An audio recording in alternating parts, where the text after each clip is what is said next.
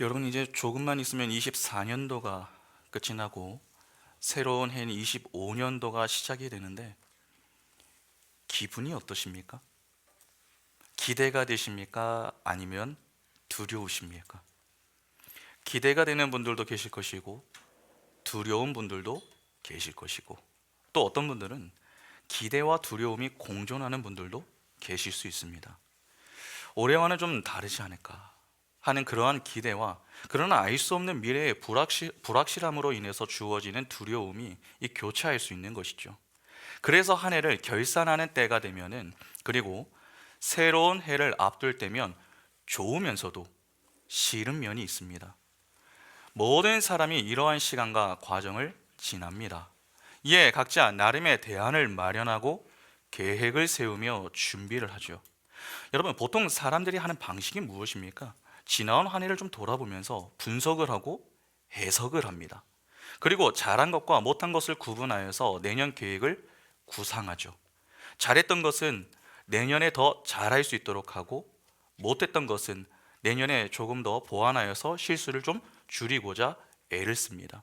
그렇게 새해에 이 청사진을 그리면서 시작을 합니다. 그러나 어떻습니까? 대부분의 경우에 작심삼일로 끝나는 경우가 대부분입니다.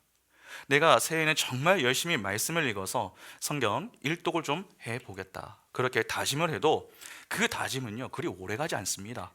그나마 창세기는 다 읽어도 딱 이 레위기 앞에서 얼마나 많이 포기합니까? 그래서 우리가 제일 많이 읽는 책이 창세기죠. 그렇게 한 해를 지나면서 결산할 때가 되면은 우리는 후회하면서 내년에는 정말 잘해보자, 그렇게 다짐하는 것을 되풀이하고 있지는 않습니까? 그래서 후회와 다짐이 매해 이 반복이 되다 보면은 어느 순간 우리는 무엇을 해야 할지 이 막막함이 들 때가 있습니다. 혹시 이 자리에 그러한 막막함을 갖고 계신 분이 계십니까? 그러면 이 문제를 여러분 어떻게 해결을 해야 합니까?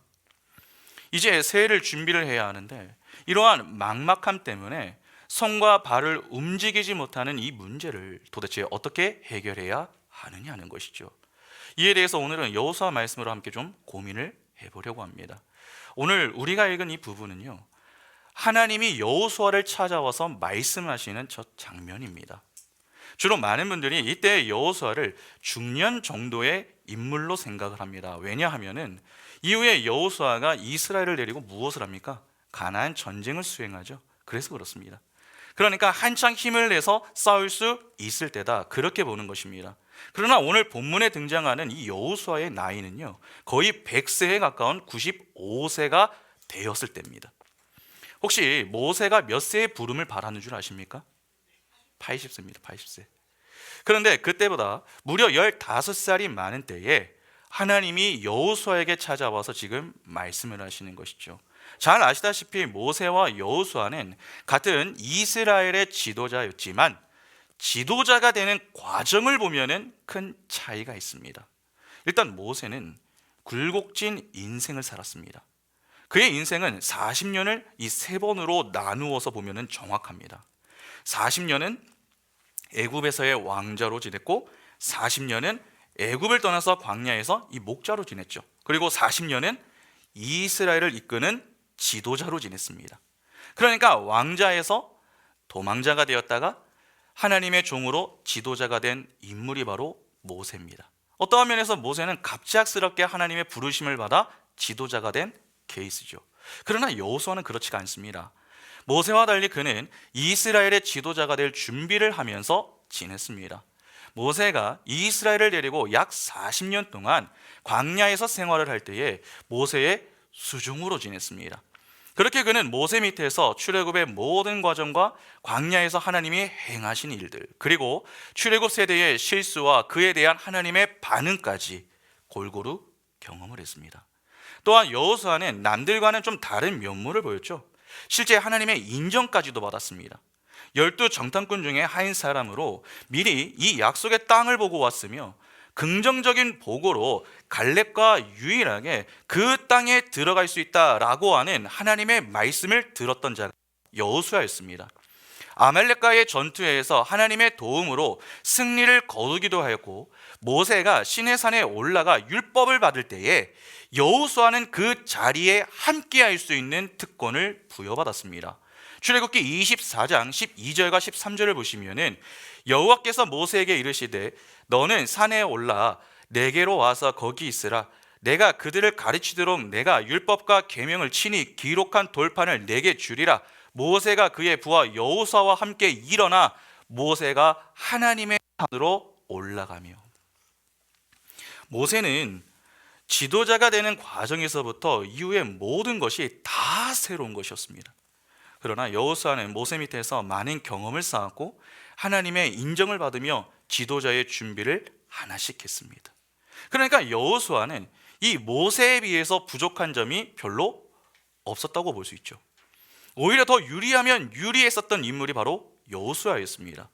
또한 여호수아는 지도자가 되기 전부터 하나님의 약속을 받았습니다. 신명기 31장 7절과 8절 보시면 모세가 여호수아를 불러 온 이스라엘의 목전에서 그에게 이르되 너는 강하고 담대하라. 너는 이 백성을 거느리고 여호와께서 그들의 조상에게 주리라고 맹세하신 땅에 들어가서 그들에게 그 땅을 차지하게 하라. 그리하면 여호와 그가 내 앞에서 가시며 너와 함께 하사 너를 떠나지 아니하시며 버리지도 아니하시리니 너는 두려워하지 말라. 놀라지 말라. 모세 밑에서 철저하게 훈련을 받았고 하나님의 인정과 약속까지 받아서 지도자가 되었습니다. 그러면 여러분 여호수아가 할 일은 무엇입니까? 하나님의 약속을 믿고 요단강을 건너서 약속하신 땅, 즉 가나안 땅에 들어가면 됩니다. 그런데 신명기 이후에 여호수아로 넘어오면은 어떻습니까? 여호수아가 이스라엘을 데리고 가나안 땅에 들어갔다라고 하는 것으로 시작을 하는 것이 아니라 하나님이 여호수아를 찾아와 말씀하시는 내용으로 시작을 합니다. 여호수아가 자신의 손과 발을 움직이기 시작한 때는 여러분 10절 이후부터입니다. 9절까지 여호수아를 향한 하나님의 말씀이 나오다가 10절에 가서야 이에 여호수아가 그 백성의 관리들에게 명령했다라고 하는 내용이 나옵니다. 하나님의 말씀이 주어진 이후에 움직였음은 그가 이전까지는 움직이지 않았다라고 하는 말 아닙니까? 그러면 여기서 우리는 두 가지 질문이 생깁니다. 하나는 왜 여호수아는 곧바로 움직이지 않았는가 하는 것이고, 다른 하나는 무엇이 그의 손과 발을 움직이게 만들었는가 하는 것입니다. 그러면 하나씩 보겠습니다. 먼저 왜 여호수아가 곧바로 움직이지 않았는가 하는 문제입니다. 제가 잠시 이런 질문을 하나 드려보겠습니다. 여러분, 여호수아는 움직이지 못한 것일까요? 아니면 움직이지 않은 것일까요? 무엇일까요? 움직이지 못한 것입니까? 아니면 움직이지 않은 것입니까? 둘 다입니다. 일단 여호수아는 자신의 운명을 알고 있었습니다. 모세 이후에 자신이 이스라엘을 이끌어야 할 지도자가 되어야 하고 그의 역할이 무엇인가 하는 것도 이해를 하고 있었습니다. 모세의 역할이 여러분 출애굽 세대를 출애굽시켜서 광야에서 지내는 것이었다면은 이 여호수아의 역할은 광야 세대를 데리고 가나안 땅에 들어가는 것입니다. 그러니까 같은 지도자이지만 서로의 역할은 달랐던 것이죠. 분명 여호수아는 자신의 역할이 무엇인지도 알고 있었고 하나님은 그 일을 위하여 준비를 시키셨습니다. 잘 한번 생각해 보시기 바랍니다. 여러분, 광야 생활을 하면서 여호수아가 백성을 데리고 아말렉과 싸워서 이겼습니다. 가나안 땅 정탐을 통해서 약속의 땅을 미리 보고 갈렙과 함께 그 땅에 들어갈 수 있는 자격이 주어졌습니다. 그러면 이미 광야에서부터 하나님은 여호수아에게 무엇을 훈련시키신 것입니까? 이스라엘의 지도자로 약속의 땅에 들어가 가나안 전쟁을 승리하고 그 땅을 취할 수 있을 것이다 라고 하는 사실을 광야 생활을 통해 다 교훈해 주셨습니다. 그가 광야에서 배운 것은 분명합니다. 신명기 8장 1절부터 보시면 이렇게 말씀하죠. 내가 오늘 명하는 모든 명령을 너희는 지켜 행하라. 그리하면 너희가 살고 번성하고 여호와께서 너희의 조상들에게 맹세하신 땅에 들어가서 그것을 차지하리라. 내 하나님 여호와께서 이 40년 동안에 내게 광야길을 걷게 하신 것을 기억하라. 이는 너를 낮추시며 너를 시험하사 내 마음이 어떠한지 그 명령을 지키는지 지키지 않는지 알려 하심이라. 너를 낮추시며 너를 줄이게 하시며 또 너도 알지 못하며 내 조상들도 알지 못하던 만나를 내게 먹이신 것은 사람이 떡으로만 사는 것이 아니요 여호와의 입에서 나오는 모든 말씀으로 사는 줄을 내가 알게 하려 하심이니라. 이 40년 동안에 내 의복이 헤어지지 아니하였고 내 발이 부르트지 아니하였느니라. 너는 사람이 그 아들을 징계한 같이 내 하나님 여호와께서 너를 징계하시는 줄 마음에 생각하고 내 하나님 여호와의 명령을 지켜 그의 길을 따라가며 그를 경외할지니라. 사람이 사는 것은 떡이 아니라 하나님의 말씀이다 라고 하는 사실이었습니다. 그러니까 하나님을 경외하는 것만이 답이다. 그것을 철저하게 배웠던 인물이 여호수아였습니다. 여러분, 여호수아가 광야에서 경험한 것은 결코 평범하지가 않습니다. 광야에서 1세대가 전부 죽었습니다. 그러나 1세대만큼 2세대가 존재했죠. 민수기 1장과 26장에 각각 인구 계수하는 내용이 나오는데 1차는 1세대, 2차는 2세대를 계수한 것입니다. 1세대가 모두 광야에서 죽었습니다.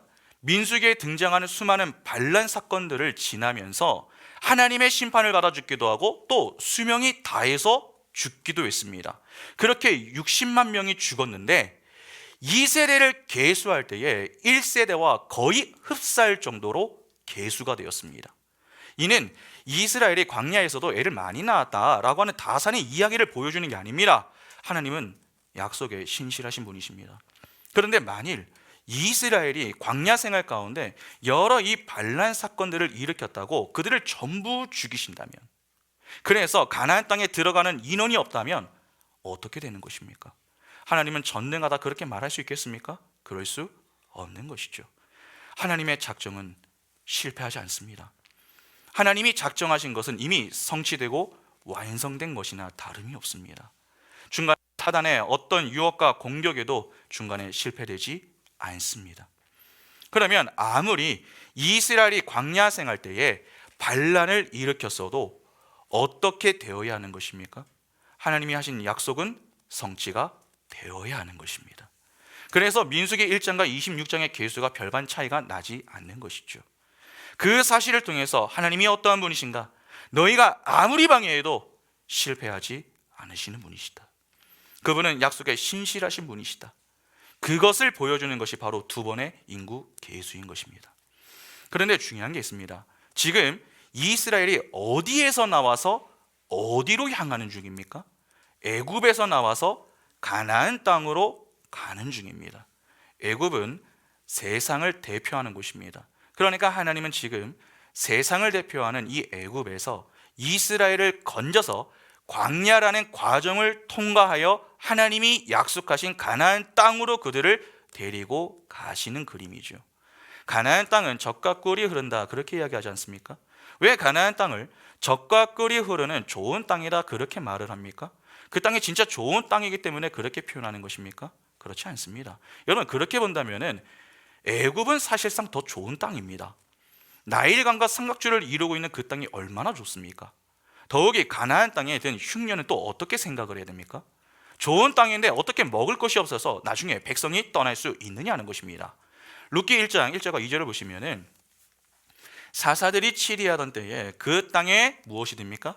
흉년이 드니라. 유다 베들레헴의 한 사람이 그의 아내와 두 아들을 데리고 모압 지방에 가서 거류하였는데 그 사람의 이름은 엘리멜렉이요 그의 아내의 이름은 나오미요 그의 두 아들의 이름은 말론과 기럐이니 유다 베들레헴 에브랏 사람들이더라. 그들이 모압 지방에 들어가서 거기 살더니.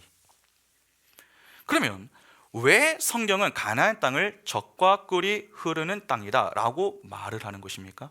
간단합니다. 그 땅이 하나님이 약속하신 땅이기 때문에 그렇습니다. 기본적으로 하나님이 약속하신 땅에는 누가 계실까요? 하나님이 계십니다. 그런데 그 하나님이 가지고 계신 것이 생명이죠. 그러면 하나님이 계신 곳에는 생명이 있는 것 아닙니까? 그래서 가나안 땅을 젖과 꿀이 흐르는 좋은 땅이다 그렇게 표현하는 것입니다. 그러면 결국 가나안 땅은 무엇을 상징하는 것이 되는 것입니까? 하나님이 계시는 하나님의 나라, 즉 천국을 상징하는 곳이 되는 것입니다. 그러면 생각해 보시기 바랍니다.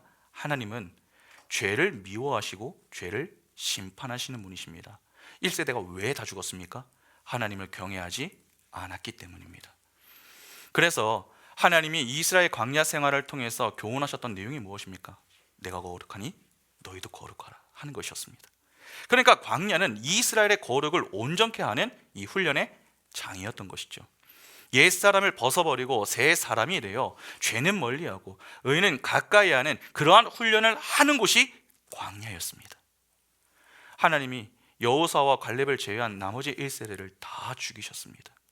왜 굳이 다 죽이셔야 합니까? 죄에 대해 완전히 죽지 않으면 하나님의 나라에 들어갈 수 없음을 교훈하기 위해서입니다. 그러니까 2세대는 1세대를 통해서 반면교사를 삼아야 했던 것이죠. 그렇구나, 하나님은 약속에 신실하신 분이시구나. 우리가 하나님이 하신 약속의 땅에 가기 위해서는 거룩함을 추구하며 하나님만을 경외해야 하는구나. 그것을 깨달아야 했던 것입니다.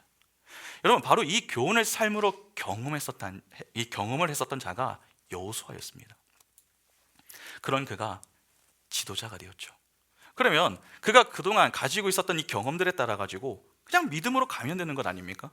그러나 그렇지가 않죠.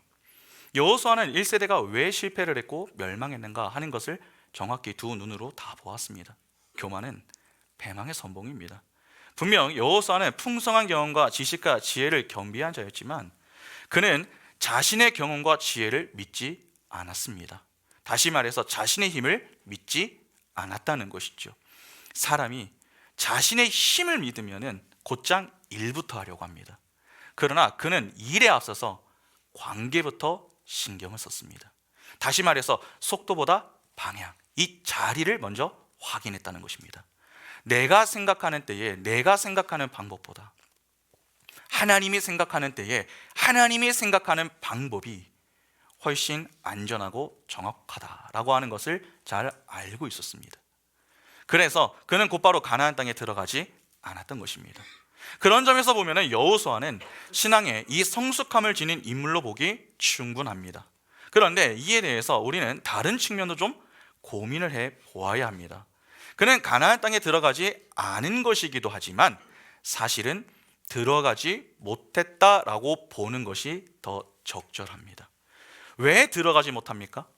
모세가 죽고 여호수아가 지도자가 되었습니다. 여호수아에게 여러분, 이 모세는요 매우 특별한 존재였습니다. 그의 정신적인 버팀목이었고 힘들 때에 의지하고 조언을 구할 수 있었던 멘토였습니다. 그와 함께하며 다사다난했었던 그 세월을 지낸 것이 결코 적지가 않습니다. 그런데 그랬던 그가 죽었습니다. 이제 그 자리에 자신이 서서 이스라엘을 이끌어야 합니다. 그 마음이 어떠하겠습니까? 그 자리가 주는 부담감과 무게감이 매우 클 수밖에 없는 것이죠. 군대를 가면은 이등병 때에 상병장들과 함께 생활을 하는 것이 쉽지가 않습니다. 그래서 힘이 들 때마다 이등병들은 속으로 얼른 나도 병장이 되고 싶다, 그렇게 생각을 합니다. 군대 안에 있는 사람은 별로 이 시간이 잘 안 가는 것 같은데 국방부 시계는 거꾸로 나도 잘 흘러가죠. 그렇게 시간이 안 가는 것 같다라고 해도 결국 시간은 흘러서 위에 선임들이 하나 둘씩 전역을 하고 나면은 자신이 이제 상병장이 됩니다. 그때는 몸이 편합니다. 마음대로 할 수 있는 것들이 좀 많아지고 밑에 이 후임들이 들어오기 때문에 굳이 일을 많이 하지 않아도 됩니다. 계급이 오르면은 몸은 점점 편해지는데 이상하게 마음은 허전합니다. 그렇게 그동안 자기를 힘들게 하고 괴롭혔던 선임들이 같이 있을 때면 싫었고 빨리 좀 전역을 했으면 좋겠다라고 하는 마음이 자꾸 많이 들었습니다. 그러나 그래도 때때로 품어주고 위로해 주었던 그 고참들이 없는 것에 대한 허전함과 밑에 자신과 함께하는 후임들을 잘 이끌어야 한다라고 하는 부담감은 마음의 공허함이 되어서 찾아오는 것입니다. 그러면 몇 명 되지 않는 이 분대원을 데리고 있어도 그러하다면 60만 명이 넘는 사람들을 데리고 가나안 땅에 들어가야 하는 여호수아의 심정은 어떠하겠습니까? 여러분, 역할이 이제 바뀌는 겁니다. 모세의 수종으로 있던 자가 이제는 백성들을 이끌어야 합니다. 그는 새로운 시작을 눈앞에 두고 있는 것이죠. 그러니까 그 마음에 허전함과 부담감 그리고 두려움이 들기 충분한 것입니다. 왜 그가 쉽게 가나안 땅을 향해 전진하지 못합니까? 자신의 잘못된 선택 하나가 미칠 영향을 그 누구보다 잘 알았기 때문에 그렇습니다. 여러분, 사람은요, 무식하면 용감합니다. 그러나 여호수아는 그동안의 시행착오를 다 경험했었던 인물입니다. 그러면 조심하게 되는 것은 너무나도 당연한 것 아닙니까? 그런데 어떤 분들은 에이, 고령의 나이에 정말 그런 생각을 가지고 있었겠는가? 그러면 기도하면 되지 않느냐? 그렇게 쉽게 생각하는 분들이 계실지 모르겠습니다. 그러나 나이와 상관없이 새로운 시작을 앞두고 있는 사람은 늘 두려움을 갖기 마련입니다. 자리가 주는 무게와 책임감이 크게 느껴질수록, 그리고 자신의 선택과 결정이 미치는 영향력이 강할수록 사람은 조심해지게 됩니다. 사람이 큰 두려움에 빠지면요, 정신이 없습니다. 큰 사고가 나면 어떻습니까? 평소 누가 쓰러지면 어떻게 해야 한다 하는 것을 배우면서도 정작 갑자기 옆에서 쓰러지면 대부분의 사람들이 어떤 반응을 보입니까? 놀라서 소리를 지르기만 할 뿐 제대로 된 조치를 취하지 못합니다. 평소 훈련이 잘 된 사람도 큰 문제 앞에 서면은 긴장을 하고 또 제대로 된 반응을 보이지 못할 때가 있습니다. 그러면 보시기 바랍니다. 여호수아에게 이 모세의 죽음은 큰 충격 그 자체입니다. 모세가 죽었다라고 하는 사실과 이제 지도자로 서서 그가 해야 할 역할의 무게, 그리고 그 자리가 주는 중압감은 그를 힘겹게 할 수 있는 것 아닙니까? 사람은 그렇게 연약한 것입니다. 강한 사람도 특정한 상황을 만나면 쉽게 무너집니다. 우리는 실망할지도 모릅니다. 지나치게 성경에 등장하는 인물들을 영웅시 여기는 경향이 있기 때문에 그렇습니다. 그러나 기억하셔야 됩니다. 성경에 하나님이 사용하셨던 인물 중에 그 누구도 남들과는 차별화된 모습을 지니고 있었기 때문에 하나님이 들어 사용하셨던 것은 아닙니다. 하나님은 능력 있는 자를 들어 사용하시는 것이 아닙니다. 하나님이 들어 사용하시는 자가 능력이 있는 것입니다. 그 사실을 정확하게 이해하지 않으면 우리는 하나님이 들어 사용하신 인물과 사건을 통해서 하나님을 바라보는 것이 아니라 우리 눈에 보이는 인물과 사건을 보면서 나는 누구처럼 살아야지, 나는 누구처럼 되어야지, 그렇게 인물 중심적인 해석을 하여서 성경 인물들을 우상 숭배하듯이 여길 수 있음을 기억하셔야 됩니다. 고령이라도 두려움을 느낄 수 있습니다. 또 상황 자체가 그렇습니다. 평소 하나님을 알고 경험했던 자도 큰 두려움 앞에서는 먼저 하나님을 찾지 못하는 존재가 바로 인간입니다. 그러면 하나님 편에서는 상당히 좀 실망이 되는 그러한 모습 아닙니까? 그러나 하나님은 그런 여호수아를 책망하지 않으십니다. 오히려 먼저 찾아와서 말씀하십니다. 1절을 보시면 여호와의 종 모세가 죽은 후에 여호와께서 모세의 수종자 눈의 아들 여호수아에게 말씀하여 이르시되, 본절을 보면 여호수아가 여호와를 찾아 기도했다라고 표현하지 않았습니다. 여호와께서 여호수아에게 말씀하셨다라고 표현했습니다. 실제 하나님이 찾아와 하신 말씀들을 보면 당시 여호수아가 상당히 두려움에 사로잡혀 있었다라고 하는 사실을 알 수 있습니다. 그래서 6절부터 9절을 보면 거의 매 절에 하나님이 강하고 담대하라 라고 하는 말씀을 반복하시죠. 왜 그렇게 반복하십니까? 지금 여호수아에게 가장 필요했던 것이 바로 이 내용이었기 때문에 그렇습니다. 또 이후에 백성들이 하는 말을 좀 볼까요? 여호수아 1장 16절부터 18절을 보시면 그들이 여호수아에게 대답하여 이르되, 당신이 우리에게 명령하신 것은 우리가 다 행할 것이요 당신이 우리를 보내시는 곳에는 우리가 가리이다. 우리는 범사에 모세에게 순종한 것 같이 당신에게 순종하려니와 오직 당신의 하나님 여호와께서 모세와 함께 계시던 것 같이 당신과 함께 계시기를 원하나이다. 누구든지 당신의 명령을 거역하며 당신의 말씀을 순종하지 아니하는 자는 죽임을 당하리니 오직 강하고 담대하소서. 백성들이 여호수아의 이 말에 여러분 전적으로 따르겠다 그렇게 이야기를 합니다. 특히 18절을 보면 오직 강하고 담대하라 그렇게 이야기하죠. 무슨 말입니까? 떨지 말라는 것입니다. 지금 이 말을 여러분 백성들이 지도자에게 했습니다. 이는 단지 용기를 불어 넣어주기 위해서 하는 말이 아닙니다. 백성들이 보기에도 여호수아가 근심하고 두려워하는 모습을 느낄 정도였음을 지금 보여주는 것입니다. 그래서 그들이 그냥 강하고 담대하라 그렇게 말하지 않죠. 오직 강하고 담대하라 그렇게 이야기합니다. 그러니까 여호수아는 하나님의 말씀보다 앞서는 우를 범하지 않기 위한 모습보다는 모세의 죽음과 그로 인해 바뀐 자신의 역할에 대한 적지 않은 두려움 때문에 섣불리 움직이지 못했다 그렇게 보는 것이 더 적절한 것입니다. 그러면 자연스럽게 우리는 다음 질문을 좀 살펴볼 필요가 있습니다. 무엇이 여호수아의 손과 발을 움직이게 만들었느냐 하는 것입니다. 여호수아는 해야 할 일이 있습니다. 그러나 그럼에도 불구하고 움직이지 못했습니다.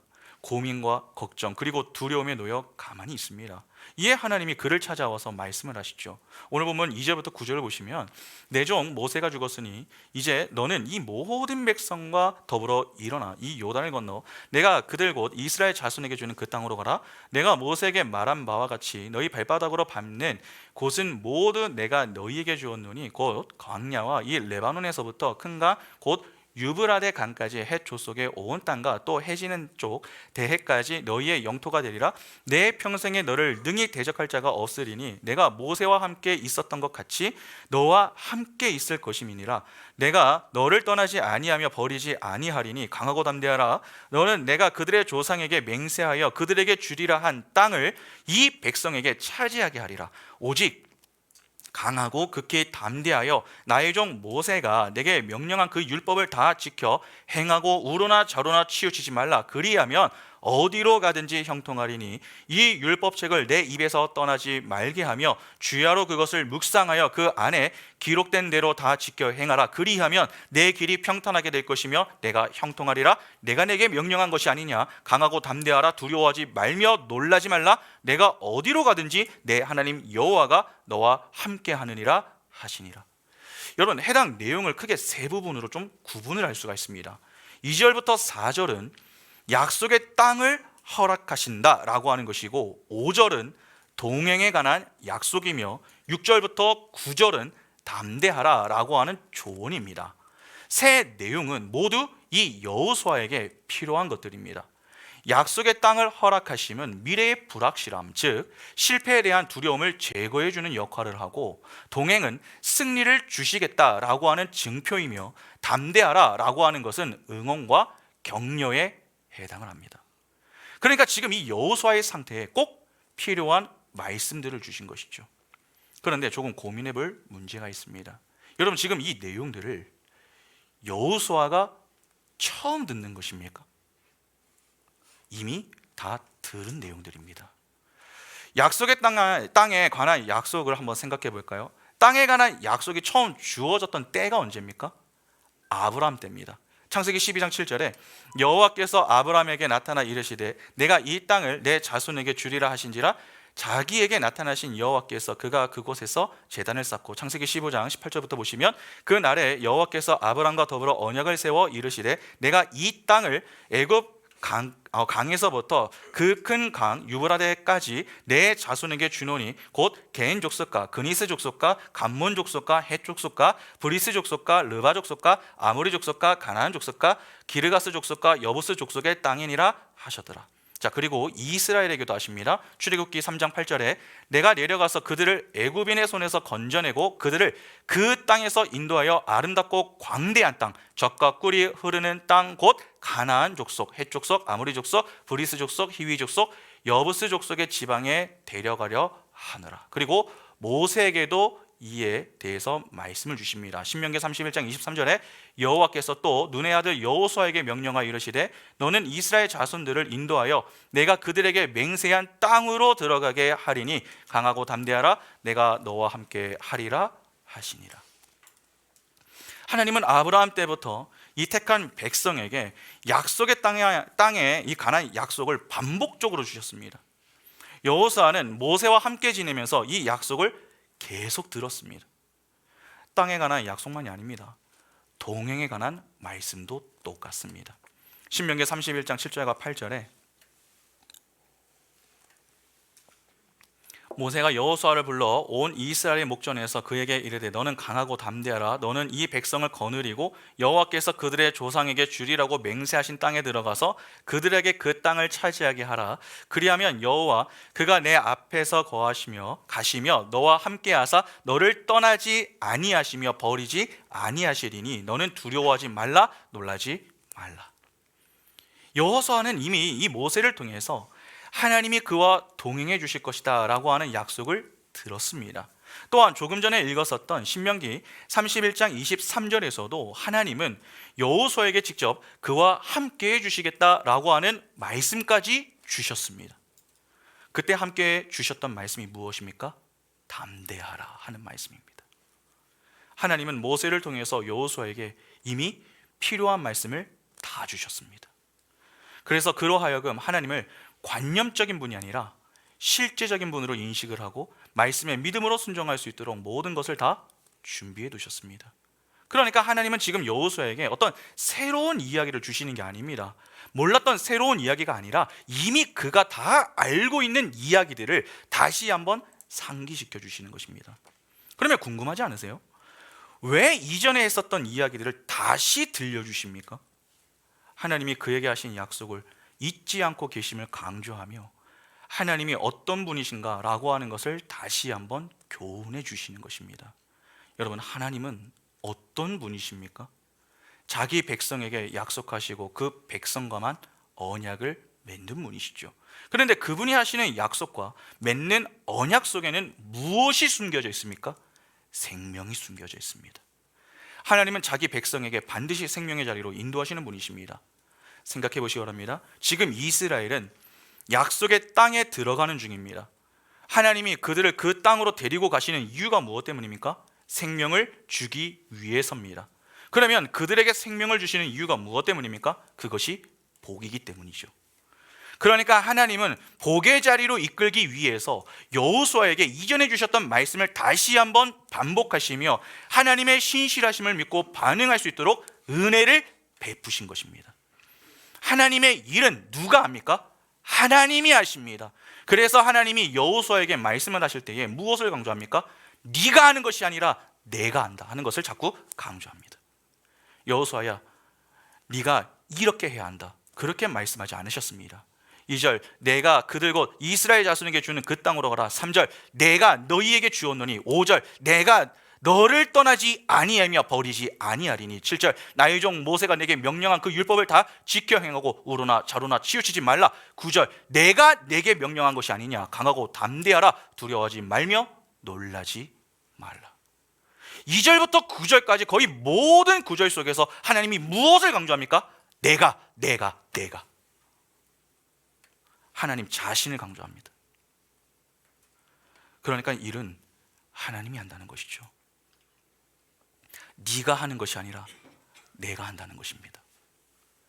하나님은 실패가 없는 분이십니다. 그러면 반드시 성공한다는 말 아닙니까? 하나님이 자기 백성에게 하신 약속과 맺은 언약의 핵심이 무엇입니까? 내가 너희의 하나님이 되고 너는 내 백성이 되리라 하는 것입니다. 그러니까 하나님은 지금 여호수아에게 내가 너의 하나님이 될 것이고 너는 내 백성이 되어 반드시 생명의 자리에 서게 될 것이다, 그것을 길게 표현하여 말씀하시는 것입니다. 언약은 쌍방의 노력이 필요합니다. 하나님은 하나님의 자리에서 최선을 다해야 하고 백성은 백성의 자리에서 최선을 다해야 합니다. 그러면 여호수아가 하나님 앞에서 해야 할 최선은 무엇입니까? 하나님이 하신 약속을 믿는 것입니다. 하나님도 믿는 것이 아닙니다. 하나님만 믿는 것입니다. 그래서 하나님이 여호수아에게 요구하시는 내용이 두 가지죠. 첫째, 좌로나 우로나 치우치지 말라. 둘째, 율법책을 내 입에서 떠나게 말며 주야로 그것을 묵상하여 그 안에 기록된 대로 다 지켜 행해라.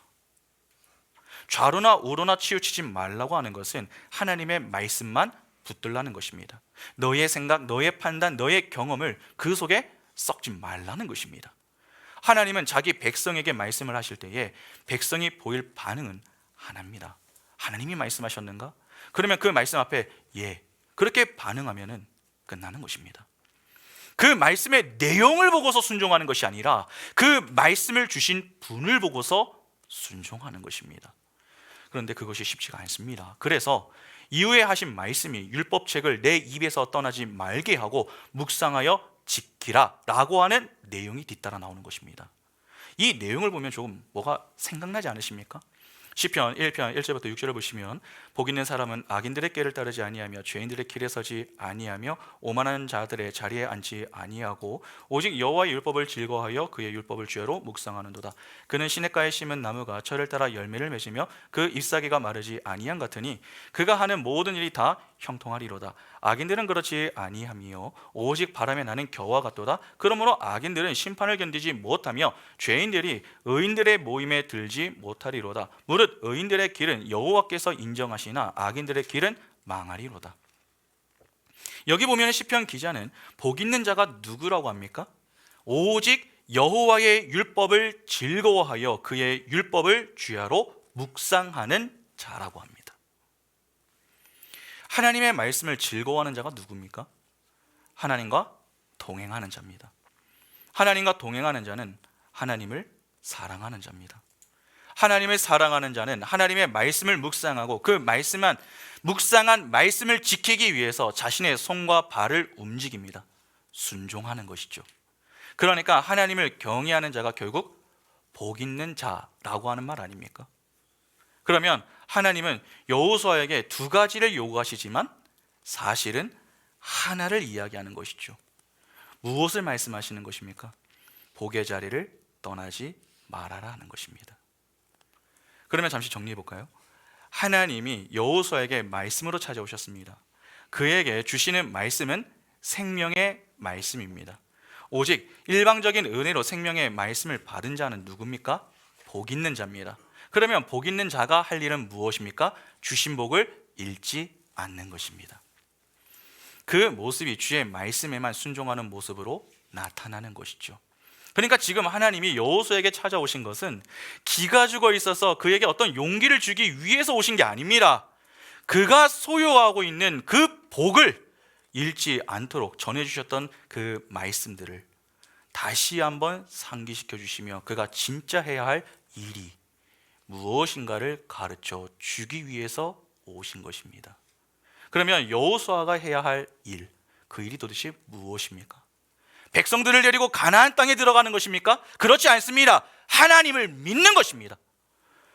그와 이스라엘에게 하신 그 약속을 지키기 위해서 지금도 부지런히 일하고 계시는 하나님, 그 하나님을 믿는 것이 그가 해야 할 진짜 일이었던 것입니다. 그것이 분명해지니까 여호수아가 어떻게 합니까? 10절과 11절에 이에 여호수아가 그 백성의 관리들에게 명령하여 이르되 진중에 두루 다니며 그 백성에게 명령하여 이르기를 양식을 준비하라. 사흘 안에 너희가 이 요단을 건너 너희의 하나님 여호와께서 너희에게 주사 차지하게 하시는 땅을 차지하기 위하여 들어갈 것임이니라 하라. 그의 손과 발을 움직이기 시작합니다. 그러면 두 번째 질문에 대한 답을 내려볼까요? 여러분, 여호수아의 손과 발을 움직이게 만든 것은 무엇입니까? 여호수아를 향해 하나님이 일방적인 은혜로 베푸신 말씀이 그의 손과 발을 움직이게 만든 것입니다. 우리가 오해하면 안 되는 것이 있습니다. 우리는 가끔 우리를 위대한 존재로 좀 인식하는 경향이 있습니다. 좋은 경험을 가지고 있으면, 좋은 재능을 가지고 있으면, 풍족한 어떤 재물이나 특별한 능력을 가지고 있으면 뭐든 좀 잘 해낼 수 있을 것 같고 또 극복할 수 있으리라 그렇게 생각을 합니다. 그러니까 우리 스스로도 얼마든지 문제를 이겨낼 수 있는 힘이 있다 그렇게 여기는 것입니다. 그래서 연말이 되면 사람들은 제각각 스스로의 힘을 의지하여 그동안 제대로 발휘하지 못했던 그 지식과 지혜 그리고 경험 등을 살려 새롭게 시작을 해보려고 하죠. 여러분, 그렇게 다짐을 합니다. 그렇게 스스로 위로하고 결단하여 힘을 내보려고 하는 것입니다. 그러나 그렇게 스스로의 힘을 의지한 결과가 어떠합니까? 작심삼일로 끝나는 경우가 다반사입니다. 그렇게 매일 똑같은 실수를 반복하는 모습으로 끝이 나는 것이죠. 여러분, 인간은 위대해 보이지만 사실 매우 초라합니다. 힘이 강해 보이지만 생각보다 힘이 없는 존재입니다. 인간은 신이 아닙니다. 유한하고 한계가 뚜렷한 존재입니다. 여호수아를 보시기 바랍니다. 여호수아가 이를 잘 보여주죠.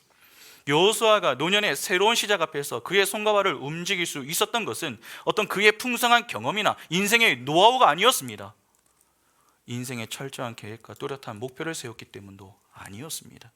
하나님이 그의 인생에 은혜로 찾아와 허락하신 그 말씀이 그의 손과 발을 움직이게 만든 것이었습니다. 그러면 여호수아에게 가장 절실히 필요했던 것은 무엇이었던 것입니까? 하나님의 은혜였던 것입니다. 하나님의 은혜가 임하기 전, 즉 생명이 임하기 전, 그는 죽은 시체와 사실상 거의 다르지가 않았습니다. 죽은 흙에 지나지 않았다는 것이죠. 그동안 아무리 많은 경험을 소유했어도 특정 상황과 이 문제 앞에서 쉽게 무너지는 존재가 여호수아였습니다. 하나님의 은혜가 없는 존재는 아무것도 아니다 라고 하는 것을 그 스스로가 보여준 것입니다. 죄인은 하나님을 찾고 싶어도 찾지 못합니다. 아니, 찾을 생각도 하지 못하죠. 우리는 우리가 필요할 때 언제든 하나님을 찾을 수 있다 그렇게 여기지만 그렇지 않습니다. 우리가 하나님을 찾는 것이 아니라 하나님이 우리를 찾으시는 겁니다. 일방적인 은혜로 그분의 열심과 열정으로 우리 인생에 찾아오시는 것이죠. 그러면 그분은 왜 우리를 찾아오시는 것입니까? 생명을 주기 위해서입니다. 하나님은 자기 백성에게 찾아와 다른 것을 주지 않으십니다. 말씀을 주십니다. 그 말씀이 떨어지면 그 자리에 생명이 생겨납니다. 에스겔 37장의 마른 뼈 환상을 잘 한번 생각해 보시죠. 마른 뼈에 하나님의 말씀이 임하자 그곳에 있던 죽은 뼈들이 어떻게 되었습니까? 살아나 큰 군대가 되었습니다. 살아있는 존재가 되었다는 것이죠. 하나님의 말씀을 통해 그들에게 생기가 들어가자 그들이 살아있는 존재, 움직이는 존재가 되었습니다. 하나님의 말씀은요, 죽은 글이 아닙니다. 살아있는 생명입니다.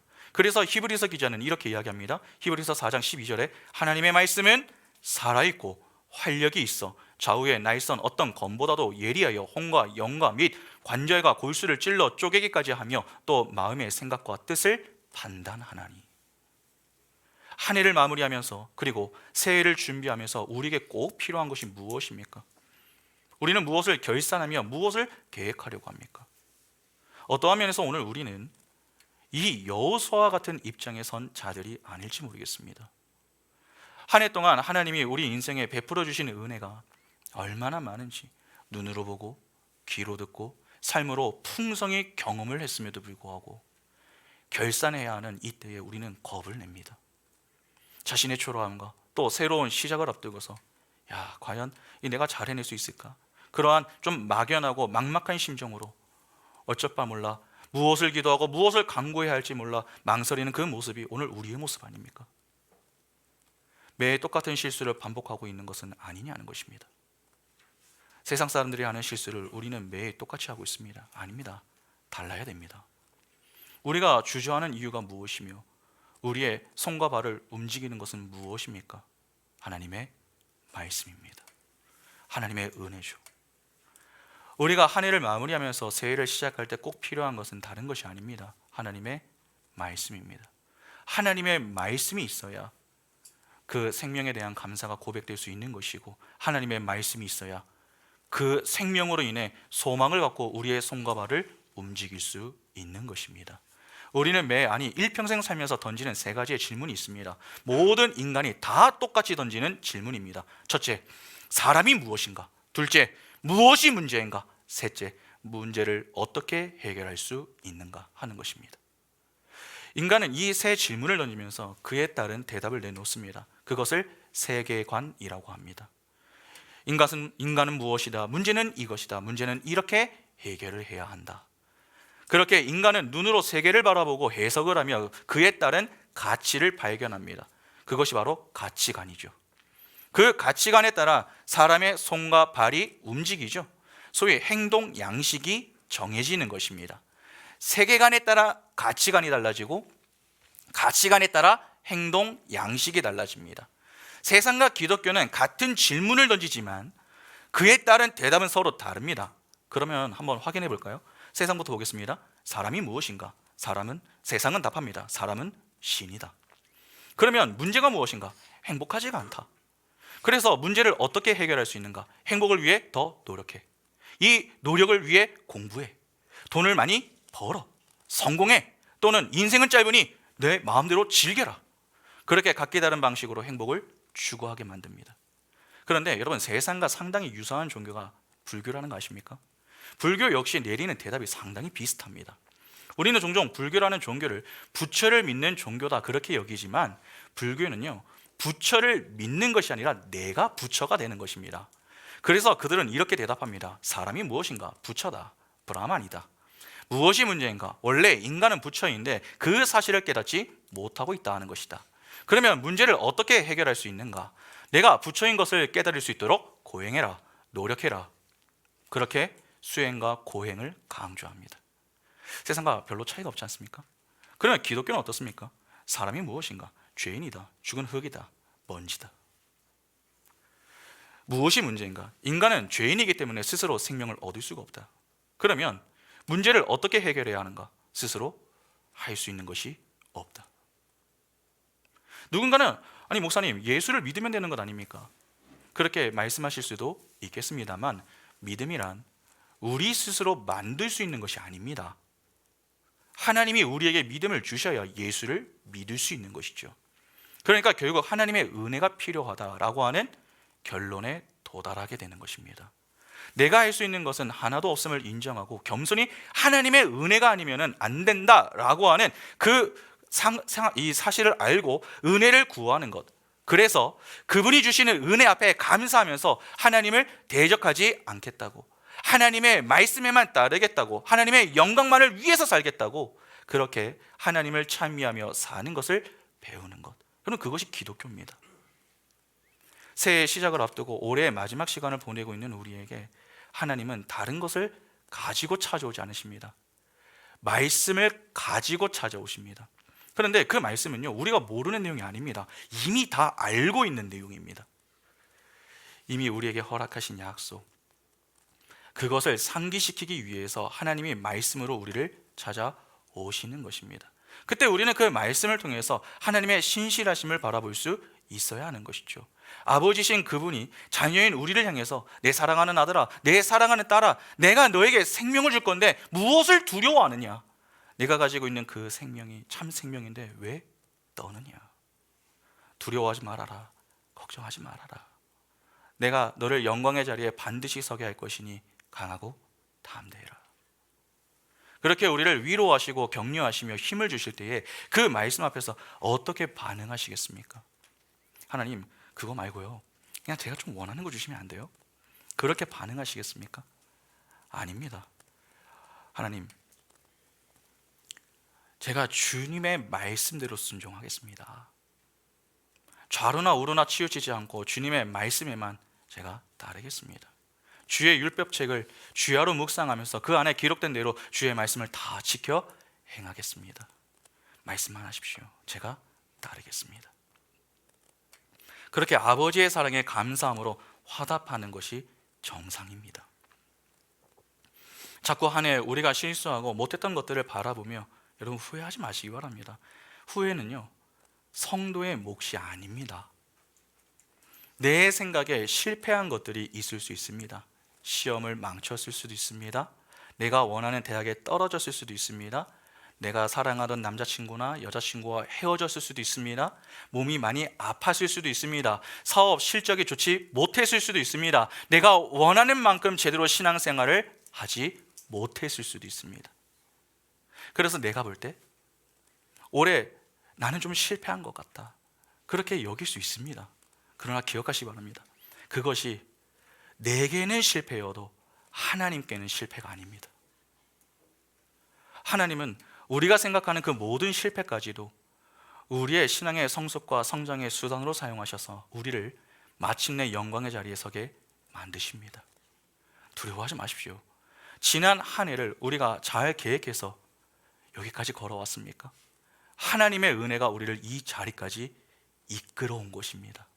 죽었던 우리를 살리기 위해서 하나님이 매 순간 말씀으로 우리 인생에 필요한 생명을 공급해 주셨기 때문에 우리가 산자로 한 해를 보낼 수 있었던 것입니다. 그리고 그 하나님이 오늘 우리에게 생명의 말씀으로 찾아와 위로와 격려와 힘을 공급해 주시며 새로 시작하게 하시는 것이죠. 우리가 해야 할 것은 다른 것이 아닙니다. 우리를 향한 하나님의 응원가를 듣고서 감사함으로 우리의 손과 발을 부지런히 움직여 생명을 주시는 하나님, 약속을 신실하게 지키시는 그 하나님, 하나님만을 소망하며 그 말씀에 순종하며 살아가는 것입니다. 하나님의 은혜만을 여러분 든든히 붙드시기 바랍니다. 그 은혜가 우리를 생명의 자리에 서게 만들고 그 생명이 우리를 영광의 자리에 서게 만듭니다. 새롭게 시작하는 새해는 다른 것은 몰라도 하나님의 음성에 보다 더 민감하게 반응하고 하나님의 말씀에 더 순종하는 은혜가 있기를 바랍니다. 힘이 들 때마다 생명의 말씀으로 우리에게 찾아와 말씀하시는 주의 이 위로를 꼭 기억하시기 바랍니다. 내가 내게 명령한 것이 아니냐. 강하고 담대하라. 두려워하지 말며 놀라지 말라. 내가 어디로 가든지 내 하나님 여호와가 너와 함께 하느니라 하시니라. 하나님은 말씀하십니다. 내 백성아 강하고 담대하라. 두려워하지 말고 놀라지 말라. 내가 너와 함께 하느니라. 그러면 그 말씀을 주시는 하나님 앞에서 우리가 할 일은 무엇입니까? 겸손히 그 하나님을 믿는 것입니다. 여러분, 하나님은 자기 백성을 포기하지 않으십니다. 자기 백성과 동행하시며 선하게 인도하시는 분이십니다. 그런데 그 은혜를 언제까지 베풀어 주시는 줄 아십니까? 시편 121편 우리가 잘 알죠. 내가 산을 향하여 눈을 들리라. 나의 도움이 어디서 올까? 나의 도움은 천지를 지으신 여호와에게서로다. 여호와께서 너를 실족하지 아니하게 하시며 너를 지키시는 이가 졸지 아니하시리로다. 이스라엘을 지키시는 이는 졸지도 아니하시고 주무시지도 아니하시리로다. 여호와는 너를 지키시는 이시라. 여호와께서 내 오른쪽에서 내 그늘이 대신하니 낮의 해가 너를 상하게 하지 아니하며 밤의 달도 너를 해치지 아니하리로다. 여호와께서 너를 지켜 모든 환난을 면하게 하시며 또 내 영혼을 지키시리로다. 여호와께서 너의 출입을 지금부터 영원까지 지키시리로다. 영원히 우리의 인생을 책임지시는 분이 바로 하나님이십니다. 영원히 우리의 출입을 지키시는 그분이 말씀하십니다. 내 백성아 강하고 담대하라 라고 말입니다. 그 하나님의 음성 앞에 귀를 여시고 오늘도 우리를 위로하시고 응원하시는 하나님의 그 음성을 들으시기 바랍니다. 그리고 이제는 믿음으로 반응하시기 바랍니다. 주님, 제 눈이 세상을 향하지 아니하고 오직 주의 말씀에만 향할 수 있도록 도와주십시오. 오직 주의 말씀만을 붙들고 주님과 동행하는 인생이 되게 해 주십시오. 그렇게 믿음의 강구로 반응하시기 바랍니다. 주님의 말씀이 우리의 손발을 움직이게 만듭니다. 주님의 말씀을 붙드시기 바랍니다. 그리하여 새로운 한 해는 우리가 주의 말씀을 통해 우리의 손과 발을 좀 부지런히 움직여서 살아도 주를 위해서 살고 죽어도 주를 위해서 죽는 자로 오직 하나님의 영광만을 드러내는 복이 날마다 차고 넘칠 수 있기를 간절히 소망합니다. 함께 찬양하겠습니다.